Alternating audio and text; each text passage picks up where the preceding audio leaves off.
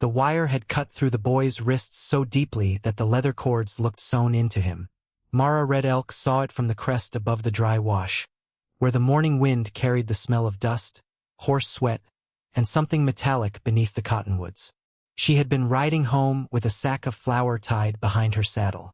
The boy was fastened to the fence beside the abandoned stage road, his bare feet dragging in the powder, his head hanging as though sleep had taken him standing. She reined in. The sorrel beneath her shifted its weight and blew hard through its nose. Mara did not move. At 43, she had learned that some dangers announce themselves by making a person hurry. Others waited for the hurried person to come close. The boy lifted his face. "Don't," he rasped. It was the first thing he said, and it was not clear whether he meant do not help him or do not leave him there. Behind him, nailed to the fence, a strip of flour sack bore 3 words in charcoal: thief, liar, let him rot. Mara looked toward the road. No wagon, no rider, only the broken telegraph poles walking west into the glare. Then she looked at the cords and the blood dried black around them. Who had left an 18-year-old boy to die where every traveler could see him? And why had he begged her not to do the one thing that might save him? If you are listening from a kitchen with supper cooling on the stove, from a porch where the evening has finally gone quiet, or from a bed half-lit by a bedside lamp, tell us where you are tonight. There is room beside this fire for every place a lonely person has carried a story. Mara dismounted with the flour sack still tied behind her. She kept one hand near the knife at her belt, not because she expected the boy to attack, but because people who had been beaten sometimes struck at the first kindness they saw. She knew that from experience, though she had never spoken it aloud.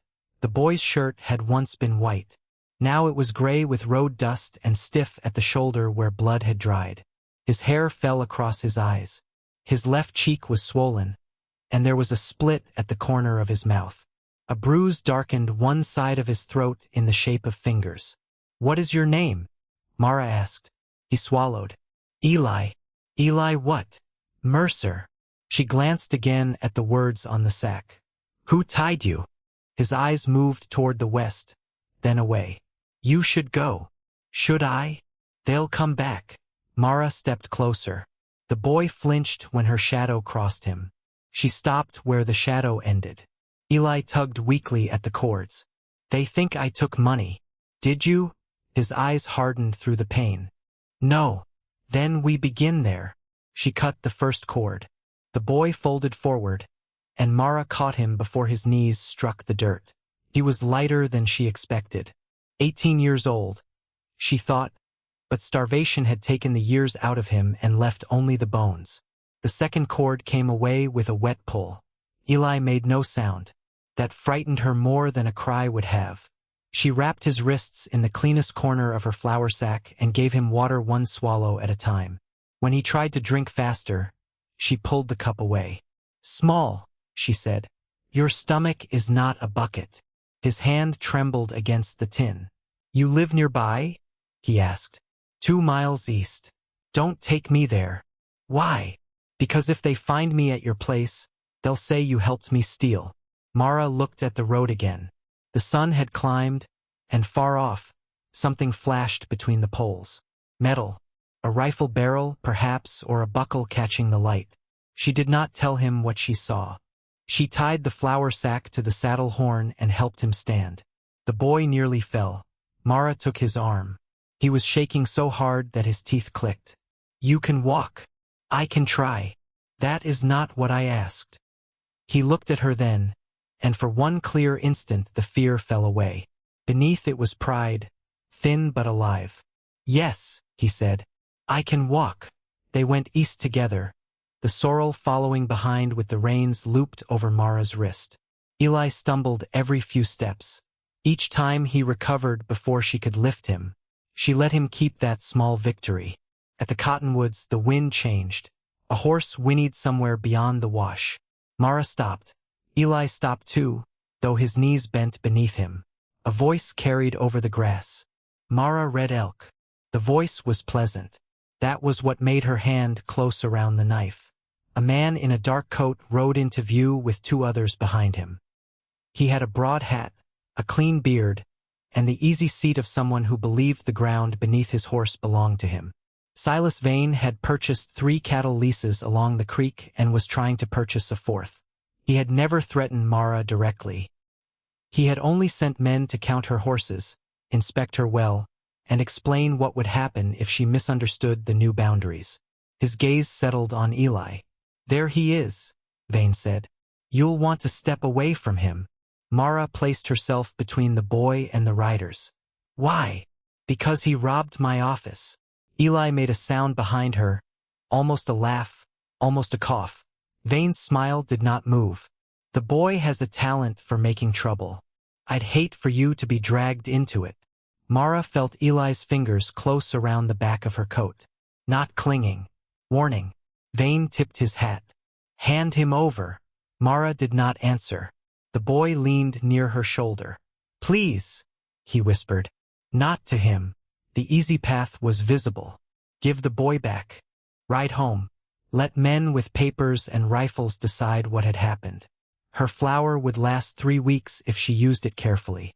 Her winter lease could be cancelled by sunset if Vane claimed she had interfered with his property. Mara looked at the blood on Eli's wrists. Then she said, "He is not property." Vane's pleasant expression thinned. "No," he said. "He is a thief." He reached for the pistol at his hip. Mara moved first. She kicked dust into the sorrel's legs, seized Eli by the collar, and pulled him toward the cottonwoods as the first shot struck the fence behind them. The shot did not kill anyone. It did something worse. It made the old world impossible to return to. Mara had hidden Eli beneath the floorboards before the riders reached her house. Now Eli lay among the beans with a blanket over his shoulders while Mara stood in the kitchen, listening to Vane knock on her door. 3 knocks. A pause. 2 knocks. Not the sound of a man asking permission. "Mrs. Red Elk," Vane called. "I know you are home." Mara put the kettle on the stove, though her hands were steady enough without the work. The small act gave the room an ordinary sound. Water beginning to warm, tin touching iron, wind worrying the loose board by the chimney. Under the floor, Eli whispered, "He'll search. Not if he thinks there is nothing to find. He has men. So do I. You have no men." Mara looked at the old rifle above the mantel. "That is your first mistake." She opened the door. Vane stood on the step with his hat in his hands. His men waited by the hitching rail. One kept rubbing the thumb of his right hand over the stock of his rifle, back and forth, like a man worrying a loose tooth. "Mr. Vane." "Mrs. Red Elk. I'm sorry to trouble you." "Then stop troubling me." His eyes traveled over her shoulder. "The boy came through here. Many people pass this road. He stole a ledger from my office. A ledger showing payments made to men who had no right to collect them." Mara said nothing. Vane's gaze sharpened. "You understand what that means?" "It means you keep poor books." One of his men snorted. Vane did not. "It means the agent at Fort Sill could suspend my leases. It means the cattleman who trusted me would lose money. It means a boy with a grievance can turn a whole county against a man who has worked to bring order here." "Order for whom?" Vane leaned closer. He smelled of bay rum and dust. "You have a small place, a dry well, no family left to protect it. I can make certain the new allotment survey passes around you.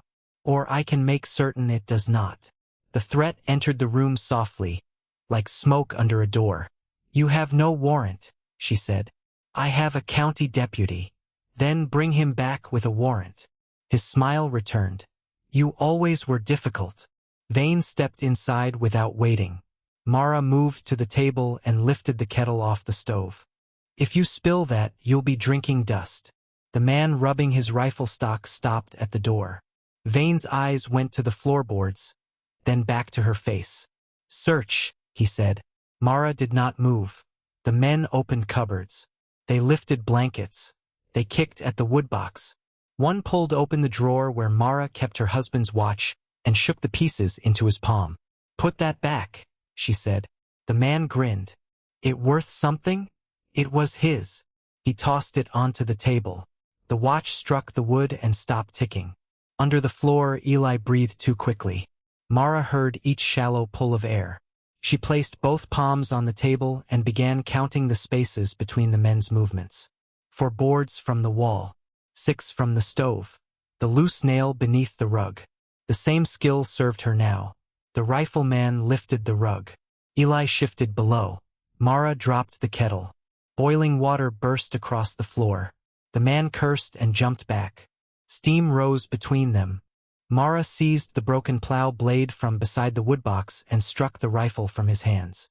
Clattered against the wall. Vane's pistol cleared leather. Mara stood with the blade raised. If you fire, everyone in the territory will know you searched a widow's house without a warrant. The threat in his face was no longer pleasant. Outside, a voice called, "Mara." Vane lowered his pistol by an inch.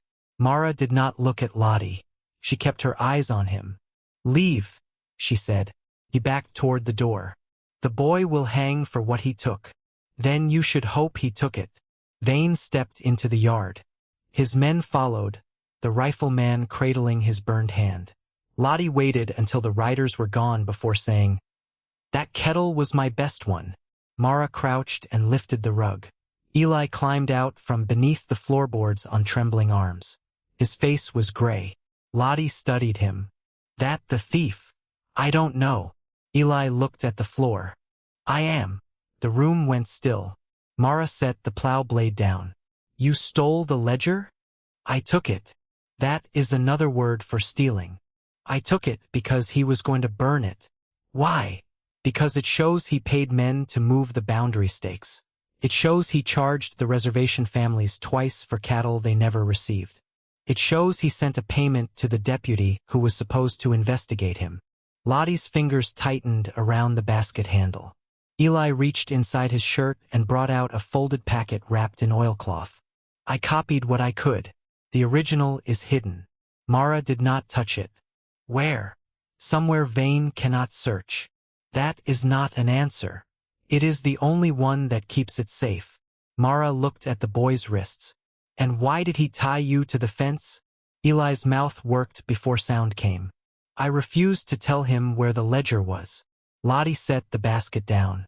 Inside were 3 eggs, a heel of bread, and a small jar of salve.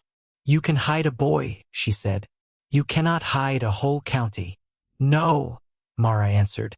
"But a county can hide one truth long enough for it to grow teeth." Eli looked at her. The words had arrived before she could decide whether she believed them.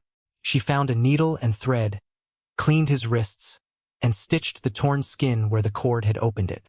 He watched her hands. "You sew?" he asked. "I mend. Clothes, fences, harness, roof canvas, whatever tears." He studied the neat crossing of the thread. "My mother could do that." "What happened to her?" "Died in Kansas. 2 years ago."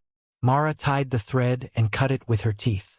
"Then you know the difference between being alone and being free." He looked toward the door. "I thought I did." That evening, Mara gave him half a bowl of beans and made him stop before the hunger in his face could persuade her to give more. She slept in the chair with the rifle across her lap. Eli lay near the stove, waking whenever a horse moved outside. At midnight he whispered, "Why are you doing this?" Mara watched the coals. "Because you were tied to a fence." "That is not enough." "It is tonight." Vane had filed a complaint. Eli Mercer was accused of theft, assault, and trespass. Mara was named as an accomplice. The notice ordered them to appear before the territorial magistrate in 5 days. It was enough to decide whether to run. Before we go farther, consider the choice Eli is facing. When telling the truth may cost you the only shelter you have, is silence protection, or is it another kind of surrender? That night, Eli found Mara at the fence behind the house, working a broken rail back into its post. Her fingers were raw from the rope. She held the rail against her shoulder while she drove the peg with the flat of a hammer. "You could leave," he said. "So could you." "I have nothing." Mara drove the peg. "You have a name. Names can be taken. Only if you hand them over." He leaned against the post. "If I go south, Vane loses the trail. And I keep my house." Yes, she had spent years reading what others overlooked. If you leave, she said, he keeps the ledger, keeps the leases, and tells the court you ran because you were guilty. If I stay, you lose everything. Mara looked at the repaired rail. It held, though the wood around the peg was split. A fence does not become strong by pretending the break never happened, she said. That was the first line Eli would remember, though Mara did not know it then. The 5 days narrowed quickly. Vane's cattle crossed Mara's eastern boundary twice. The first time, she drove them back with a lantern and a rawhide whip. The second time, she found one of her water barrels smashed and the old mule bleeding from a cut along its flank. Eli wanted to confront the riders. Mara stopped him by catching his sleeve. You want them to see anger, she said. Let them see work. They repaired the barrel. They cleaned the mule's wound. Eli held the animal's head while Mara stitched the cut. When the mule shuddered, he murmured to it in a voice that belonged to someone older. What did you do before this? Mara asked. Kept accounts for a merchant in Wichita. That is why you could read Vane's books. I could read numbers. I did not know how to keep them from becoming weapons. I thought proof would be enough, Eli said. Proof is a seed, Mara answered. You still have to put it in ground men cannot trample. They went to Amos Two Feathers first. His house stood near the reservation road, where a cottonwood split into 2 trunks like an old hand held open. Amos wore a brass button on his vest and rubbed it whenever he was thinking. He read Eli's copied pages without lifting his eyes. Numbers are right, he said. You can tell? Eli asked. I can tell when a man counts cattle he never saw. Amos's thumb moved over the brass button. But a copy is not the ledger. Vane will say the boy wrote it to save himself. Then we find the original, Mara said. Eli's gaze dropped. Amos noticed. Where is it? Eli said nothing. On the 4th evening, Eli disappeared. Mara found the back door open and his blanket folded on the floor. The horse was gone. So was the old revolver from above the mantel. She stood in the doorway, feeling the cold enter her wrists where the cords had once marked another person's skin. Mara saddled the sorrel. Lottie appeared at the gate. You know where he's going? Vane's office. Then you know what waits there. Mara tightened the cinch. I do. Lottie's hands trembled as she lifted the hoe. You should take someone. I am. You mean me? I mean the truth. The old woman stared at her, then climbed into the wagon with a grunt. Truth cannot drive. It can hold a lantern. At the ridge, they saw lanterns moving below. For riders, a wagon. Vane's office stood near the stock pens, its windows dark. Eli was tied to the porch rail. Mara pulled the sorrel behind a stand of cedar. Lottie whispered a curse that made Mara almost smile. What is the plan? Lottie asked. Get him out. That is not a plan. That is a wish wearing boots. A lantern opened the office door. Vane stepped out carrying a long metal box. Eli looked up. Vane set the box on the porch and unlocked it. The sound carried in the cold. Mara could not see what was inside, but Eli's face changed. He was not looking at the box. He was looking at the man behind Vane, a young clerk with a pale scar along his jaw. Who is that? Lottie breathed. Someone Eli knows. The clerk stepped into the lantern light. He held a ledger against his chest. Vane said, You can tell the magistrate the boy took this book. You can tell him you saw Mercer strike me and run. The clerk's hand moved to the scar on his jaw. Eli shook his head once. The truth had not been hidden in one place. It had been scattered among frightened people. Vane opened the metal box. Papers gleamed inside. Where is the original? He asked Eli. Eli did not answer. Vane took a lamp and held it over the papers. I can burn every page. Then your copy becomes a boy's story. She looked at Lottie. The old woman pointed toward the stock pens. Mara saw the open gate, the nervous cattle packed behind it, and the lantern hung from a post at the hinge. She saw the rope leading from the gate to the shed. She saw what could break, what could swing, what could make a noise no one could ignore. She rode around the ridge and fired the rifle into the air. The yard erupted. Vane turned. Men reached for weapons. Lottie drove her wagon through the stock gate. The cattle surged. Hooves struck boards. The gate swung wide. Lantern light spun across the yard. Mara crossed behind the moving animals. She reached the porch as the rifleman raised his gun. She struck his wrist with the rifle barrel. He fired into the roof. Eli kicked the rope from beneath him. Mara caught him by the back of his shirt and pulled him down. Vane grabbed the metal box. The clerk seized his arm. "No," the clerk said. It was a small word. It stopped the whole yard for the length of a breath. Vane struck him across the mouth. The box fell open. Papers scattered over the boards. Eli crawled toward them. Mara covered him while Lottie swung the hoe at the nearest man's knees. The man went down with a shout. Vane ran for the office. Mara followed. Inside, the room smelled of lamp oil and burned paper. A stove glowed in the corner. Vane had left another pile of documents on the grate. He held a match.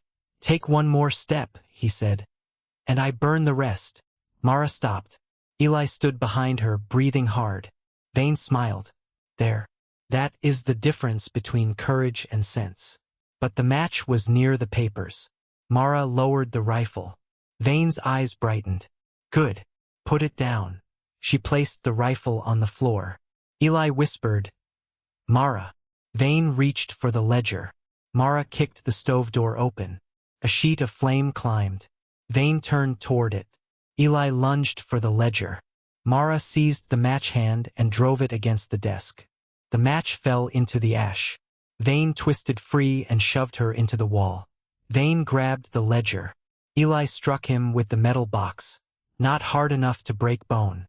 Hard enough to make Vane let go. The ledger slid across the floor. Vane drew his pistol. The room went still. Eli had a choice. He could run. He could seize the ledger and leave Mara to face the gun. He could do what the world had taught him. Save the one thing that proved he was right, even if the person beside him paid for it. He stepped between Vane and Mara. Vane's pistol rose.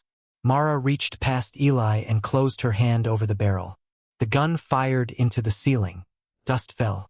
Vane stared at her, stunned not by the shot but by the fact that she had chosen the danger herself. She twisted his wrist until the pistol dropped. Eli kicked it beneath the desk. Vane looked toward the door. "You think they'll take your word?" Mara held his wrist against the desk. "No," she said. "They'll take your books." Then the clerk entered carrying the scattered pages. Blood on his lip and the brass key ring from Vane's office in his hand. The clerk looked at Eli. "I copied them before he could burn them," he said. Eli's face broke open with relief and grief at once. Mara knew then that the truth had never depended on one brave boy. It had survived because frightened people had each saved one small piece of it. The door filled with faces. Amos stood among them, his brass button shining in the lamplight. The deputy was there too, pale beneath his hat. He looked at the papers, then at Vane. Vane's smooth voice returned. "This is an unlawful gathering. These people broke into my office." "Did they?" asked the deputy. No one answered. The deputy looked at the ledger. His hand moved toward the envelope tucked inside his coat, the one with Vane's seal on it. He pulled it out. "I was paid," he said. The words came quietly. "To say I saw Mercer steal." Vane stared at him. The deputy set the envelope on the desk. The hearing lasted 2 days. Eli testified last. His voice shook at first. Then he began to read the entries, date by date, name by name. He did not embellish. He did not insult Vane. He let the numbers do what they had been made to do. He left the territory in early spring, carrying 2 trunks and the same dark coat. At the station, no one came to shake his hand. Eli stayed. He learned quickly. In return, he repaired the account book Mara had kept in a flour sack. He wrote each expense in a clean hand and made columns where she had used scattered marks. "You have been overpaying for salt," he told her. "I have been buying it from Lottie. She overcharges. She is old. She is a thief." Lottie, who was sitting by the stove, threw a spoon at him. Eli caught it and laughed before he could stop himself. The sound startled all three of them. She turned toward the window until the feeling passed. Eli noticed. He did not ask. Some wounds needed a witness before they could bear a name. Eli sat at the table for a long time without opening it. Mara placed the stopped watch beside his hand. "What is that?" he asked. "My husband's. Why give it to me? I am not." He looked up. "I am letting you hold it," she said. "There is a difference." His fingers closed around the watch. He opened the letter. "Read it once. Then again." His shoulders bent, and the boy who had been tied to the fence seemed to return. Not in body but in the quiet way grief made room inside him. After a while he said, "I was angry at her for dying. Of course. I thought if I stopped being angry, I would be leaving her behind." Mara sat across from him. "You can carry someone without carrying every stone they left you." Eli looked at the photograph. "Did you stop being angry?" Mara's thumb moved over the rim of her cup. "No." The honesty of it settled between them. He waited. "Some days," she continued, "I am angry at the fever. Some days I am angry at the empty beds. Some days I am angry at myself for being alive when they are not." Eli's eyes filled. "What do you do on those days?" "I mend something." "That makes it better?" "It makes one thing less broken." He lowered his face into his hands. Mara crossed the room and placed her palm between his shoulder blades. She had not touched him there before. His back rose beneath her hand like a frightened animal learning the shape of safety. Then he turned and held her. It was not a child's embrace and not a lover's. It was two people standing at the edge of the same dark water, each offering the other a handhold. Eli spoke against her shoulder. "I don't know how to be someone's son." Mara closed her eyes. "Good," she said. "I don't know how to be someone's mother." He gave a broken laugh. She held him tighter. "We can learn the work together."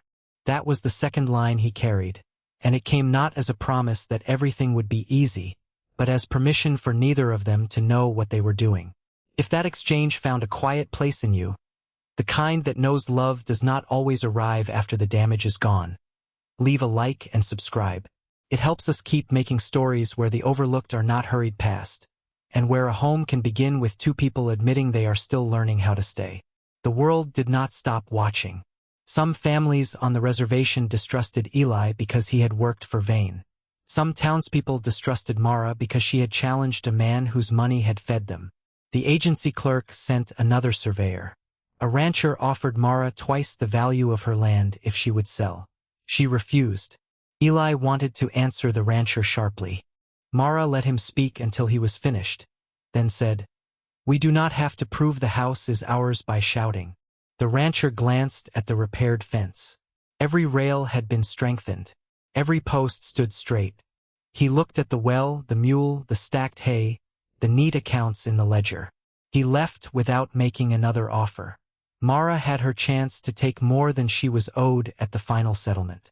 The magistrate offered to name her as the principal witness and grant her a larger share of the recovered money if she would say that Eli had acted only under her protection. It would have made the judgment simpler. It would have put her name at the top of the record. It would have made Vane's defeat look like the work of one courageous woman, which was the kind of story newspapers preferred. Mara looked at Eli, the clerk, Amos, Lottie, and the families whose names filled the ledger. "No," she said.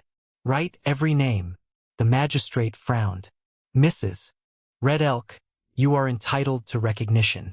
I am entitled to what I did. So are they." She pushed the paper back. Eli saw it. He said nothing. But that evening, when he repaired the sign above the workshop, he painted no name on it. Only a simple mark, a fence rail crossing a line of open ground. Mara noticed and did not ask him to change it. By autumn, the workshop had become a place people came to without being invited. A mother brought a bridle with a torn cheek piece. A young ranch hand brought books he could not read and asked Eli to teach him figures. Amos brought a broken wagon strap. Lottie brought the kettle, still dented from the day Vane's men searched the house, and demanded that Mara fix it though no one could fix a kettle with a split bottom. Eli soldered it badly. The kettle leaked. Lottie used it anyway. The first snow came late. It covered the red dirt around the house but left the fence rails bare. Mara stood at the kitchen window while Eli carried wood from the shed. He had grown taller since spring, or perhaps he had simply stopped bending himself smaller. A letter came from the agency. The new survey had been accepted. The boundary would remain. The families named in the ledger would receive repayment from the cattle sale. The clerk's testimony had led to an inquiry in another county, where similar accounts were being examined. Truth had not repaired everything. It had not returned Mara's husband or daughter. It had not given Eli back the 2 years spent hungry and afraid. It had not made the people who looked away innocent. But it had changed what could happen next. On the first warm morning of spring, Eli asked Mara whether he should take a position at the agency office. The pay was steady. The work suited his hand. He could help people read the papers written about them. Mara was oiling a harness buckle. "You want to go? I want to know if leaving means I am ungrateful." She rubbed the oil into the leather. "A home is not a trap. And if I stay, then stay because you choose it." He looked toward the workshop, where the repaired kettle sat on a shelf and the painted sign leaned against the wall. "I want both," he said. "The office and this place." Mara nodded. "Then learn to ride early." He smiled. "That is your advice? It is a long way to Fort Sill." He laughed again, easier now. They made arrangements. Eli would work at the agency 3 days a week and return home for the rest. The word home did not frighten him anymore. Mara heard him use it without looking over his shoulder. Lottie died in August, sitting in her chair with one hand on the repaired kettle. She left Mara the mule, which was still lame, and left Eli a brass button from an old vest. Amos came to the burial and rubbed the button on his own vest until the skin of his thumb shone. The day was clear. Grasshoppers clicked in the ditch. There was no rain, no thunder, no sign from heaven. Only the hard blue sky and the dry, honest earth receiving someone who had spent her life giving pieces of herself away. Afterward, Eli stood beside Mara near the grave. "I thought I would feel more," he said. "You will. When? When you are carrying wood, or washing a cup, or hearing her mule bray from a field that is too quiet." He looked at the ground. "Grief is strange. It is a house with many rooms. Does it ever empty?" "No." He nodded as if the answer was hard but useful. That evening, he repaired the fence around the burial ground. Mara watched him test each rail by hand. At the western corner, one post leaned badly. He dug it out, packed the earth, and set it straight. The work took him until sunset. Years passed without asking permission. Eli became the man people sought when a document seemed to hide a knife. He learned the agency rules, the reservation boundaries, the names of officials, and the difference between a promise spoken beside a fire and one written in ink. He kept copies. He taught children to read numbers. He never again believed that proof alone could save the weak, but he learned how patient hands could carry proof where it needed to go. Mara remained at the house. Her hair silvered at the temples. Her hands grew knotted. She still repaired harness, though Eli tried to take the heavier work. She allowed him to help until the day he tried to lift a saddle without asking and nearly dropped it on his foot. "You are not as strong as you think," she said. "I learned from you." "Then you learned poorly." He grinned. One October afternoon, a young girl arrived at the workshop carrying a torn red scarf. She had walked from the far side of the creek and stood at the door as if expecting to be turned away. Eli knelt to her height. "What happened?" "My brother tore it." "Can it be mended?" She looked at Mara. He said no. Mara held out her hand. "Let us see." The girl gave her the scarf. The tear ran long across the fabric, but the cloth was good. Mara turned it inside out, found the edges, and threaded the needle. Eli brought the lamp closer. The girl watched the stitches gather the red cloth back together. Outside, horses moved in the corral. A kettle began to sing on the stove. From the road came the low rumble of a wagon carrying flour toward the agency, and in the distance a train called once across the open country. The girl touched the repaired scarf. "It still shows," she said. Mara handed it back. That does not mean it is weak. The girl wrapped it around her neck. Eli looked at Mara, and in his face she saw the boy from the fence, the clerk with the scar, the young man who had once believed a home was something other people were given. She saw also the man who had chosen to stand between a pistol and a woman who had not yet called him family. The story did not end because every hurt disappeared. It ended because hurt no longer had the final word. If you have stayed with Mara and Eli this far, then you know what they learned in the quietest way. A person can be tied down by many things and not all of them are rope. The first cut is freedom. The second is choosing where to belong. Months later, when the first frost silvered the grass, Mara woke before dawn to the sound of a hammer outside. She wrapped a shawl around her shoulders and stepped onto the porch. Eli was repairing the western fence beneath a pale sky. The lantern beside him cast gold over the rails, and every post stood firm in the earth. He looked up. Go back inside. You are making noise. You are old. You are still not as strong as you think. He leaned on the hammer. Coffee? Bring it. He did. They sat on the porch while the sun rose over the cottonwoods. And when the light reached the farthest rail, the fence no longer marked what was forbidden but what had been patiently made safe. A home is not the place that keeps the world out. It is the place that teaches a wounded heart it may come back.